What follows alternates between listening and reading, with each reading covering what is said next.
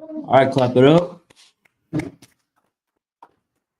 Shalom on Christ. We're the ISUPK start out of 1 West 125th Street, Harlem, New York, under commanding General Yohana. And since 1969, the men under Commander Yohana have been teaching blacks, Latinos, and Native Indians that they are the true people of the Bible, that they are the Israelites spoken about in the same book used to oppress us throughout our generations in this place called America. Today is the Wednesday law class, and we're going to be going into the law of not trusting your enemy and knowing who they are. Because it's too often where we will try to give some type of forgiveness to white people for the things that they've done to black people. We say things like, it was done so long ago. It wasn't them that did it. We say, oh, I have white friends that aren't so bad. They're not all the same. It doesn't matter that they're not all the same. It's the fact that God judges us as nations. He doesn't judge us on an individual basis. If I have a garter snake that won't bite me in the mix of a bunch of cobras, I'm still not going to go look for that garter snake. I'm not looking for that one nice white person. I'm going to have the understanding that when I interact with these people, the history shows that they are dishonest, and I'm most likely going to be hurt on the back end of trying to trust them. So with that, we're going to jump right into the book of Job, chapter 9 and verse 24. I want to clap it up the water to the trooper Aisha Yar being in class today to read the water to you. And when you have it, you can go ahead and read it. So you said Job chapter 9 and verse 24. Yep. And that's something, you know what's crazy about it too? It's something that is extremely obvious to even people outside of the truth. Understanding that the nature of the white man is a destructive force. You don't have to accept the fact that blacks, Latinos, and Indians are God's people. You know without a doubt in your heart, in your mind, that the white man is the devil just based off of the acts that he's done on this earth. What he does in the Congo, what he's done in India, what he's done across the planet Earth. You got that? Read it, please. This is the book of Job, chapter 9 and verse 24. The earth is given into the hand of the wicked. Pause. It says, the earth is given into the hand of the wicked. The hand is what controls whatever is in it. This earth, like God lets us know from the beginning that this is not the kingdom. This kingdom is not ruled by our Lord Yahweh Shai Mashiach. This kingdom is ruled by an evil man that sees himself as an eagle, something above all other creatures on this planet. One more time from the top. Okay. The earth is given into the hand of the wicked. He covereth the faces of the judges thereof. If not, where and who is he? If not, where and who is he? This is asking the question. It's asking a rhetorical question. If I may, why is Trooper? Why is it asking where and if not where and who is he? Do you know why it's asking that question?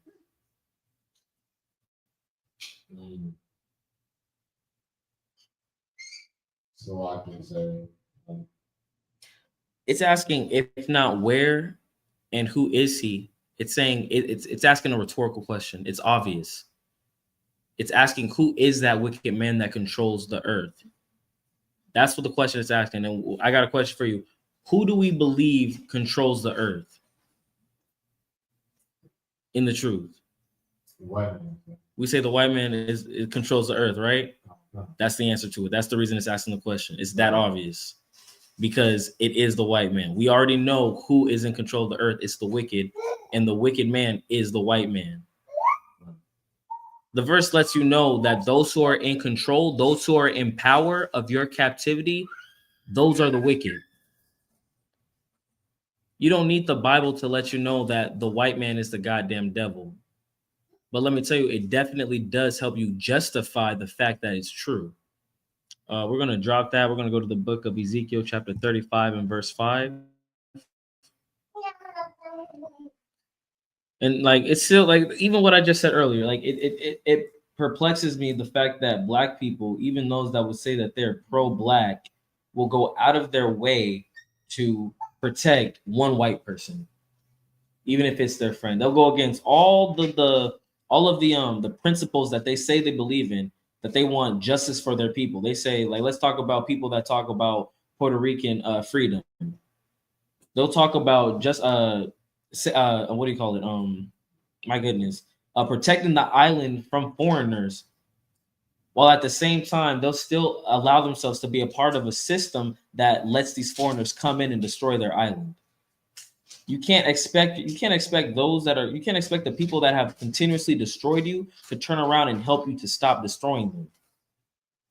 You can say that even in Jamaica too. You can say that in Mexico. No matter what, any type of place where you find Israel, you will find us trying to make some type of leeway for white people, even though the destructions happen right in front of us. You can't tell me that right now in Jamaica or in Haiti, right? So in the Caribbean, there are what do you call the guerrilla wars, right? Guerrilla warfare, whatever. Is that what it's called? I can't think of it. Is it guerrilla warfare that they're doing? Guerrilla warfare in Haiti. You can't tell me that the white man is not responsible for that when they have resorts less than 100 miles away by boat on another island, and they're safe. So you're telling me we can go to these tropical places when there are literal wars happening in islands within 100 miles of this place? It's because the white man has that security, because the white man is the cause of it. And we have to stop allowing ourselves to see the white man as just all people have done slavery, all people will do this if they were in his position, because not all people would do what he does. You can't tell me that if black people were in the position of the white man during slavery, we would commit homosexual acts against their men. You can't tell me that we would rape their women. You can't tell me that we would oppress them in any sort of way. And the reason I know that, Salaki, is because of the verse in the book of Exodus where it talks about how we're not supposed to oppress the stranger in our land. So that's not a part of our culture. That's never been a part of our culture. You can't tell me that's part of our culture when the natives that were here helped the pilgrims survive the first 10 years of being here. And you're trying to say that they're savages and the Comanche were at war with all the native Indians. Oh, the Seminole were at war with all the Indians. They also helped white people survive. That's in your documents. That's in white people history. Please. Like I had no idea that the white man was here 10 years before he started, taking over. Oh no, Salagi, he started killing immediately. He didn't kill every tribe though. Oh, okay. Yeah, Salagi. So that's something. Yeah, so that's something. Christopher Columbus did. Christopher Columbus didn't kill every tribe he came in contact with. Same thing with the Pilgrims. They didn't kill every single tribe they came in contact with. Initially, they did. Like I think Christopher Columbus and his 500 men or whatever, or I think it's less than 500. It's like 100 something men killed over 2,000 native Tainos. So but they still have other tribes that were helping them. So. At the same time, yes, there is tribalism within Israel, and that's what the white man is always going to prey upon, which is why the island of Puerto Rico is the way that it is, which is why America is the way that it is, which is why South America is the way that it is. It's because when we allow ourselves to become tribalistic and hate each other, the white man will always use that to take advantage of us. You got that? Ezekiel 35 and verse 5?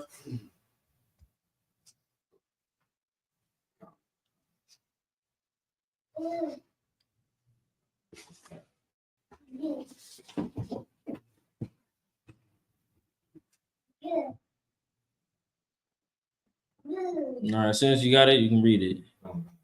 Go on. This is the book of Ezekiel, chapter 35 and verse 5. Because thou hast had an perpetual hatred and hast shed the blood of the children of Israel by the force of the sword, right, in the time of their calamity, in the time that their iniquity had an end. This is why the Most High hates the white man. This is the nature of the white man. The most, like what I just said was, when we allow ourselves to be at combat with each other, to be at war with each other, the white man will take advantage of that. This verse just said that they took Israel by the force of the sword in the time of their calamity, in the time that their iniquity had an end. In the time that Israel was most vulnerable, this is when the white man came to destroy us. This is when the white man came in the book of Salaki, in the book of Exodus, to destroy the weak in the caravan of Israel. Like Salaki, the first, like some of the first stories that we are interacting with the white man in the Bible, it's literally them killing children and old people.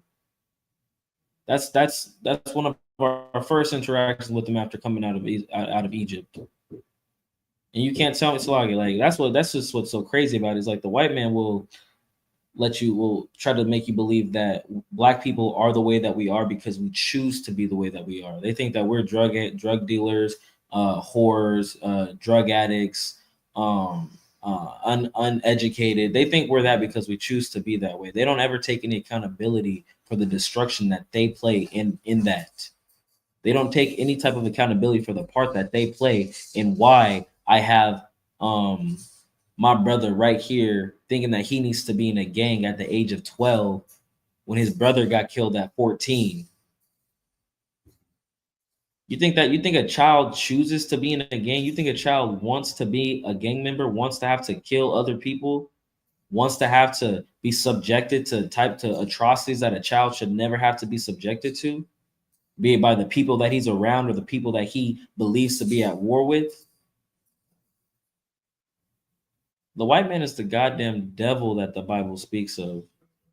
And the fact that we just live our day to day as if it's normal when we live in a completely upside down world. Like when we walk outside and you see a homeless person strung out on drugs and they're an Israelite, you got to see that as royalty being strung out on drugs and being put there deliberately by your enemy. That's what I see every single time I see a homeless person. I say the white man is the goddamn devil every day I get out of the house. I don't even have to leave the house. I'll still say it. But when I get out of the house and I see the world that we live in run by this wicked bastard, it lets you know that the world is given to the hand of the wicked and that the people that are in charge of us, that rule us, hate us. Can you read that part one more time from the top? No, no. Because thou hast had a perpetual hatred and hast shed the blood of the children of Israel by the force of the sword. That's why right there. That's the nature of the white man. The white man has a perpetual hatred for you, and he will shed your blood by force of the sword. There's no question about it. Wherever we go and he's there, he kills us. Wherever we go and he's there, he goes out of his way to destroy us, to oppress us. You're gonna drop that. I'm gonna go to the book of Psalms, chapter 58 and verse 3.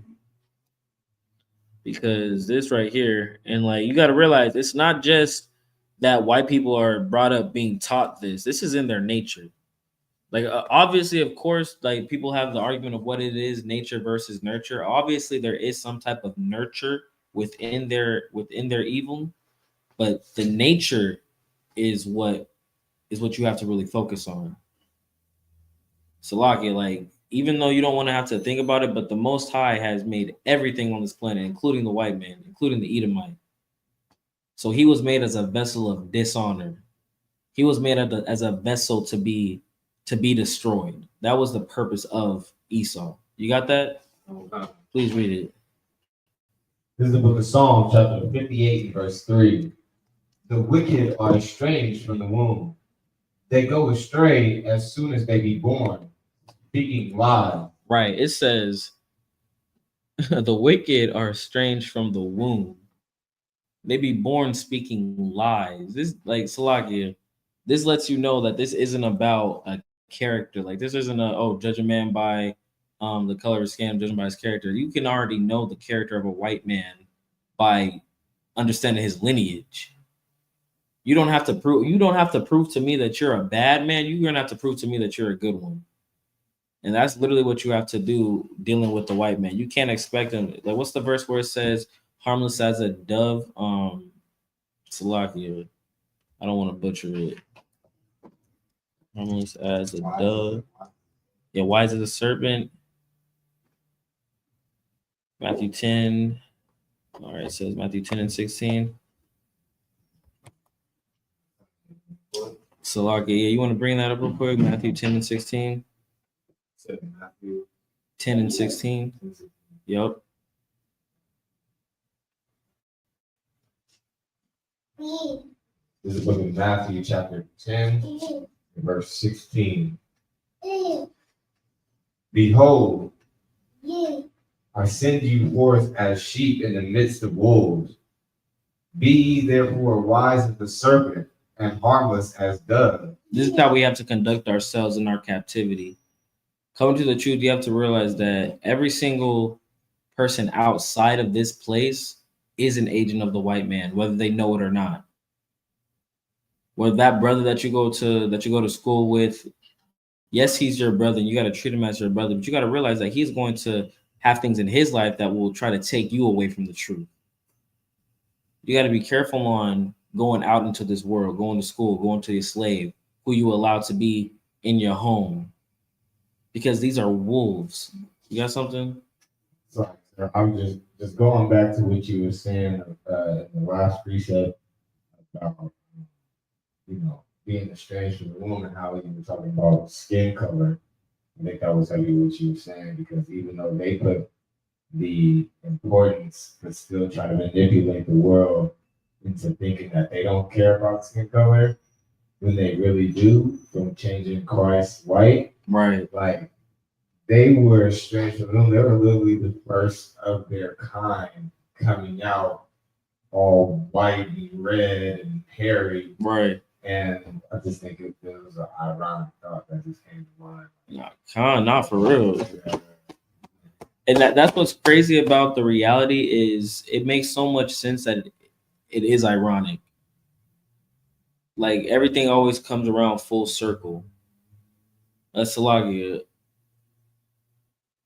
And that's like, can you read that one more time, Matthew 10 and 16? The book of Matthew chapter 10 and verse 16. Behold, I send you forth as sheep in the midst of wolves, but be ye therefore wise as the serpent and harmless as doves. It says, be ye therefore wise as serpents and harmless as doves. Our enemy is a serpent. Our enemy is a cunning beast. We have to be just as wise as them and cunning, but we have to be harmless as doves. Because when it says that I send you forth as sheep in the midst of wolves, it's talking about our people. This is talking about Israel. This is talking about the brothers and sisters that come against us every Sabbath when we go out to the streets. That battle. This is Heather from last Saturday. Heather is one of the wolves that we go out to preach to. We're wise as the serpents. Like, we're ready to flash off on Heather when the time comes. But guess what? We're harmless as doves. We will never harm her because she's our sister. We would never harm that brother because he's our brother. With that, we're going to drop that. And we're going to go to the book of Ecclesiastes, chapter 7 and verse 13. Actually, it's like, before we go to the book of Ecclesiastes, go back to the book of Psalms, chapter 58, verse 3. And I want to just break down the spirit of the white man and how to, like, the justification of it through the Most High.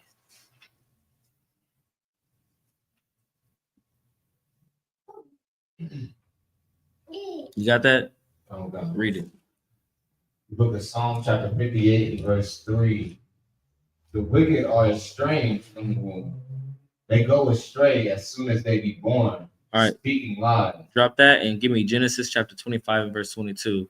And hold on to that too. So like, you know what? Actually, don't hold it. Just go to Genesis 25 and 22. I'll hold on. I'll get the other one. All right. When you got that, let's read it. Is that 25 and 22 there? Yeah, 25 and 22.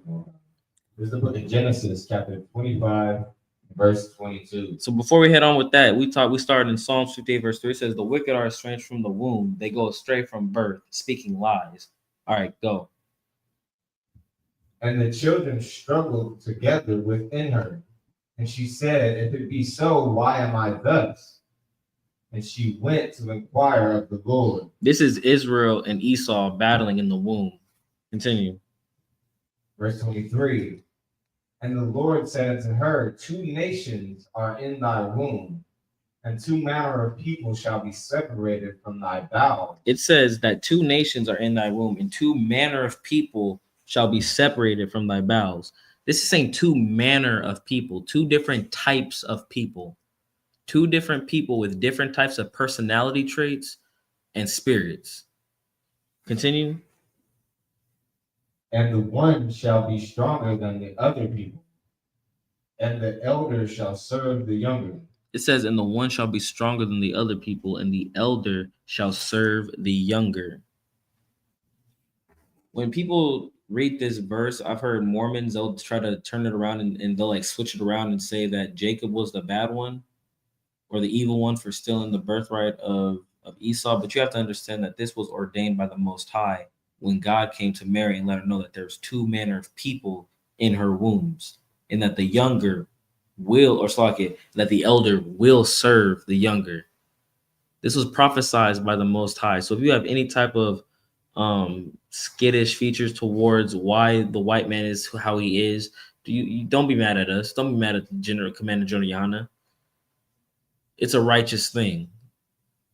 And from the womb, this is who he was. He was a wicked bastard. Slug, you want to continue? Oh, God. Verse 24. Oh, no, Slug, that was the end of verse 23, right? Yeah. No. Okay. Salakia. And then I want you to drop that and then go to verse. Actually, continue down. Continue. Oh, God. Verse 24. And when her days be delivered were fulfilled, behold, there were twins in her womb. Verse 25. Mm-hmm. And the first came out red all over and hairy garment. This is letting you know that there is a distinct difference between the one that came out red and hairy versus the child that's not described. The reason that the second child, Jacob, is not described is because you don't have to give a description of something that's not an anomaly. The reason I'm telling you that he's red and hairy is because I'm trying to give you an idea of what this baby looks like. This is not a normal baby.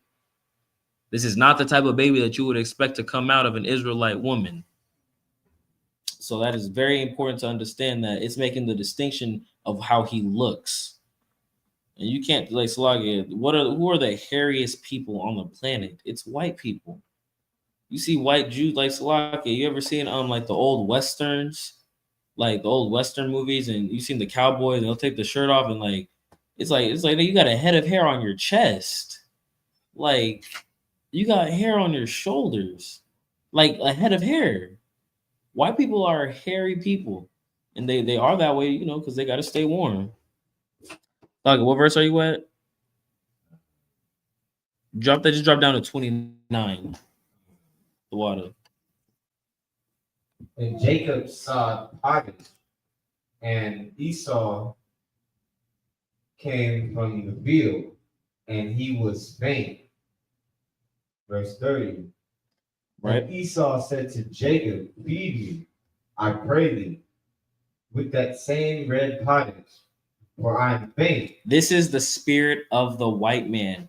He's hungry. He comes in, he sees his brother cooking food, and he says, quick, let me have some of that red stew. It's calling it red stew because the stew wasn't done cooking. It was still raw.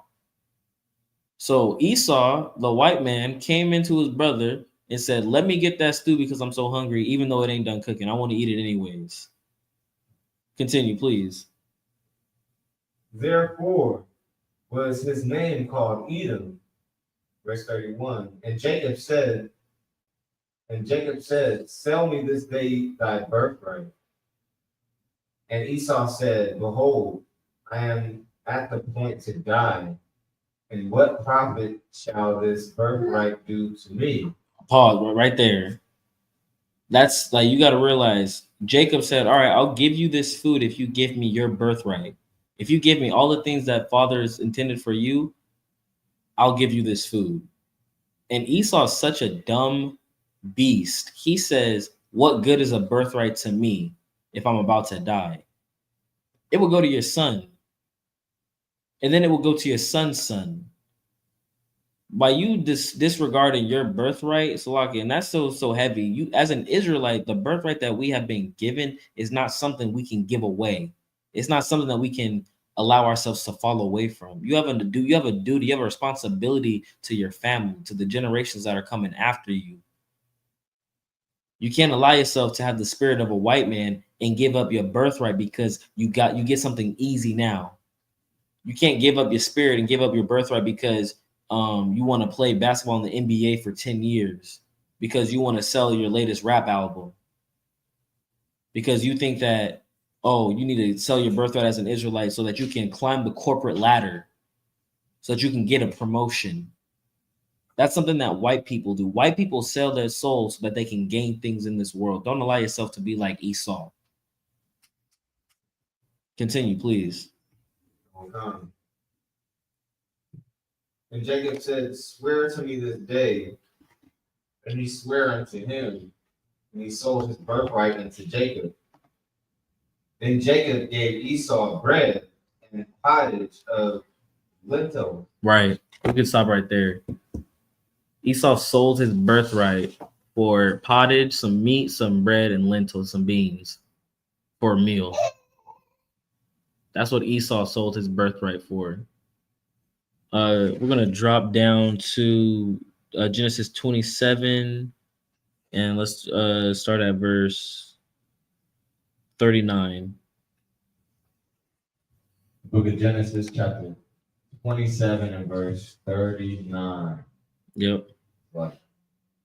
And Isaac his father answered and said unto him, Behold, thy dwelling shall be the fatness of the earth, and the dew of heaven from above. This is the blessing that Esau received from his father. This is the blessing that he asked for. We're skipping over a little bit of the blessing that Jacob received, but it was pretty much that his brothers will serve him, and he will rule the earth. That was pretty much the blessing of Jacob that was due to Esau. But Esau was given the fatness of the earth in the dew of heaven. The fatness of the earth, that's the good parts of the earth. That's the premium parts, the fatness of the earth, that's the goodness. And you got to remember that the heathen, Salakia, Esau was made small among the heathen, yet he was given the blessing of having the best parts of the planet Earth. Back to the first one, the first precept, the world is given to the hand of the wicked. And then we go back and then we read that the blessing of Esau is to have the best parts of the earth. Now, let me ask you, does that show you that isn't that a clear connection to show that Esau is a wicked bastard using the Bible?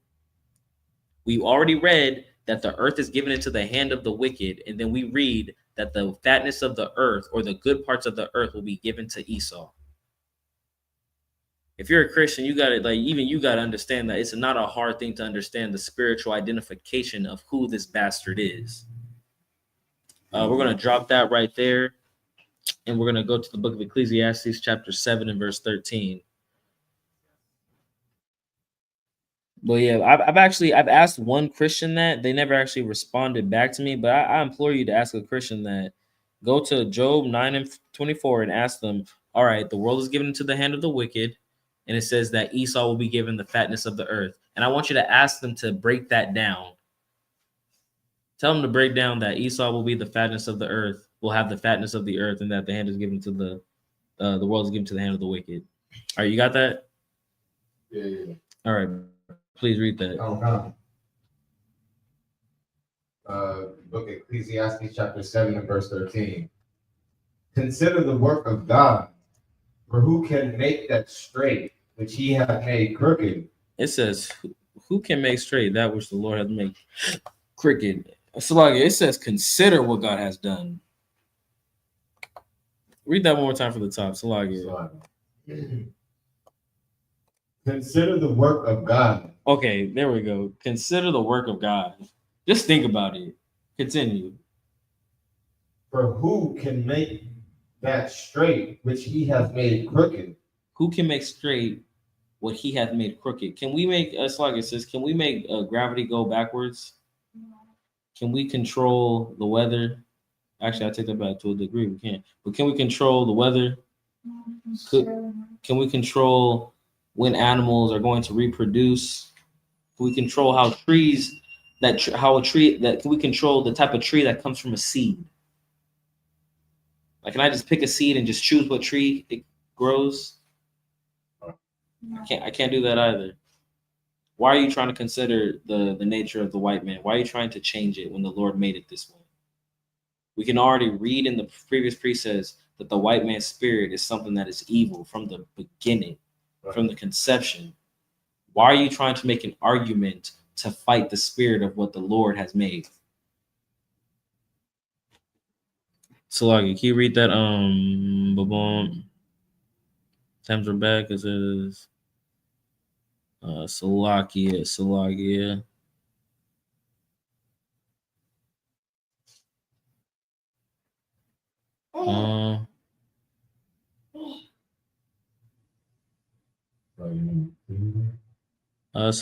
Now you could drop that right there. We're gonna drop that. We're gonna go to the book of John, chapter 8, and verse 44.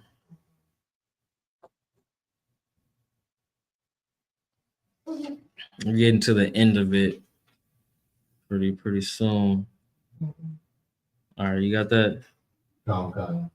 This is the book of John, chapter 8, verse 44. Ye are of your fathers, the devil. This is Christ talking to the Pharisees, saying, you are of your father, the devil. He's calling them the devil because they're doing their father's bidding. Do we know why they're calling them their father? Or do you know why he's saying that the devil is their father? Do you know, sis? Do you know, Trooper? Please. Because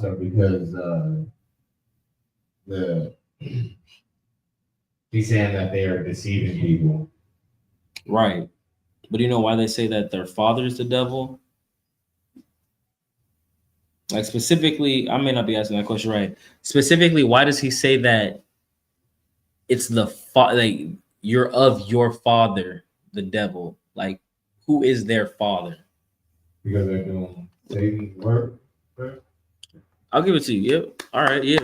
Because they are doing Satan work. That's a fact. They definitely are doing Satan work. But the reason that is saying that you're of your father, the devil, is because I'm going to break it down like this. So do you remember in the council where the Pharisees came together and they said, if they don't kill Christ, the Romans will come and take them from their place? So they were always worried about the Romans taking their power, right? So they did everything in their power to please the Romans. So within that, they're doing the work of their father, the devil. They're doing the work of the Romans by oppressing Israel, by fighting against Christ. This is what Christ is trying to convey to them. You're not doing this. You're not here for the people. You're of the devil. You're of our oppressor. And during this time, the oppressor was the Romans, which is the white man, which is Esau. Like, we have to understand that God didn't just let us walk into the world blindly, not knowing who the enemy was. He let us know by telling us to stay within ourselves. He let us know that everyone outside of us is our enemy.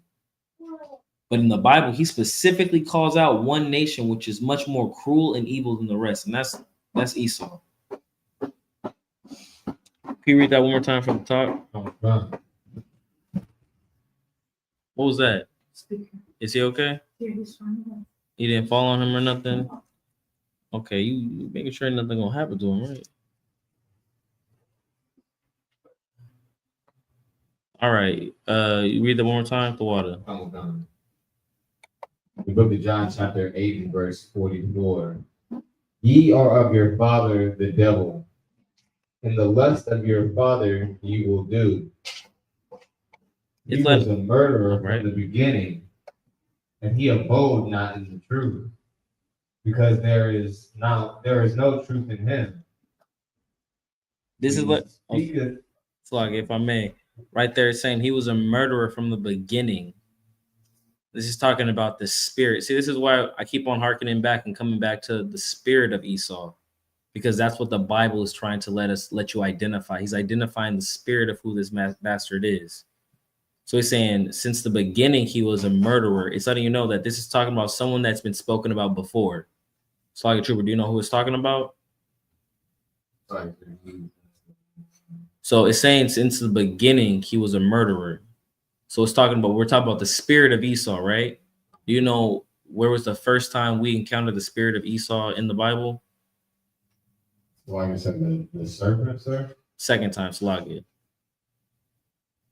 He says second time? Yeah, I changed it. Serpent is the first time. You're right. Yeah, second time, Salakia. The second time, sir, is Egypt, sir? La. So Before that. It's Cain and Abel. Cain. Yep, it's Cain. Cain was the spirit of Esau. He had the spirit of Edom. He was a murderer from the beginning. You have to understand that nothing new is under the sun. Spirits they're not just created, they're recycled. You got to realize that this vessel, so like Esau was created as a vessel to house these people. That's why God created them. But you got to realize that the spirit of Esau has been on the planet Earth since the inception, since like the trooper said, since the garden. And now what we have to do is identify which type of people they are.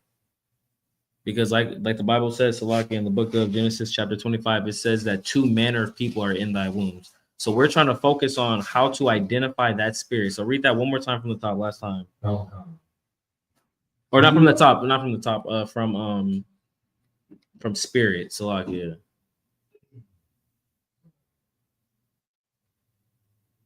Let's say speaking lies in. When he speaketh a lie, he speaketh of his own, for he is a liar and the father of it.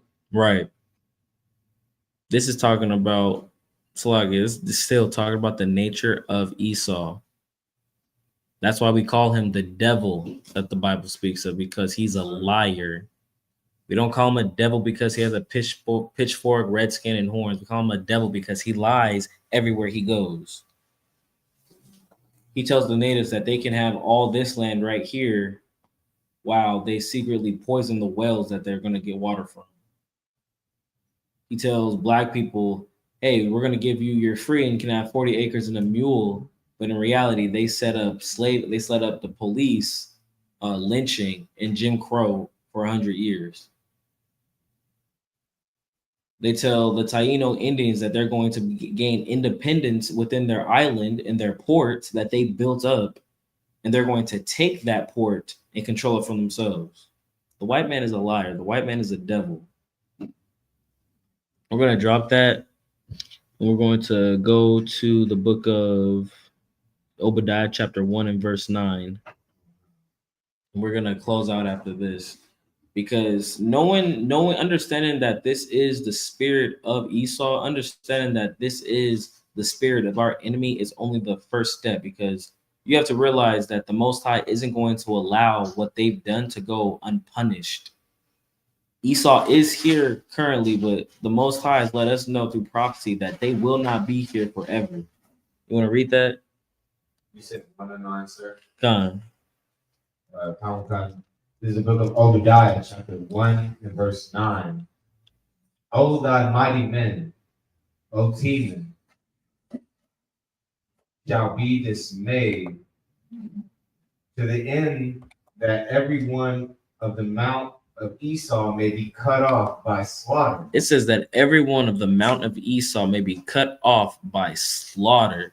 If I'm not mistaken, I believe Teman, I believe that is the Germany area, and you could let Salakia, and then it's still talking about how they'll be cut off of the mount of Esau. Oh, Salakia, read it from verse 8. Salakia, start from verse 8. Verse 8. Shall I not in that day, said the Lord, even destroy the wise men out of Edom, and understanding out of the mount of Esau? This is letting you know that in this day, when Christ comes back to set up his government, he is going to destroy Esau. All the wise men within Esau that continuously plot and connive to keep themselves on top, to keep blacks, Latinos, and natives on the bottom, they will all be destroyed.